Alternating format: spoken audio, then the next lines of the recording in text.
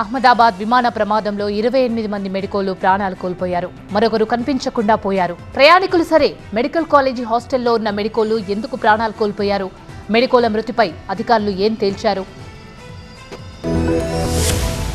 అహ్మదాబాద్ లో air India విమాన ప్రమాదం పెను విషాదమైతే ఆ విమానం బీజే మెడికల్ కాలేజ్ హాస్టల్ బిల్డింగ్ ను ఢీకొట్టి 28 మంది మెడికోల ప్రాణాలు తీసింది. కంట్రోల్ తప్పి దూసుకెళ్లిన విమానం బిల్డింగ్ ను చీల్చుకుంటూ పేలిపోయింది. 2 భవనాల మధ్య ఉన్న ఖాళీ ప్రదేశంలో విమానం ఇంజిన్ పడిపోగా బిల్డింగ్ ను బలంగా ఢీకొట్టడంతో పెద్ద శబ్దంతో బ్లాస్ట్ అయింది. దాంతో మెడికల్ కాలేజ్ హాస్టల్లోని 24 మంది మెడికోలు అక్కడికక్కడే ప్రాణాలు కోల్పోగా ఆ తర్వాత మరో 4 మృతి చెందారు.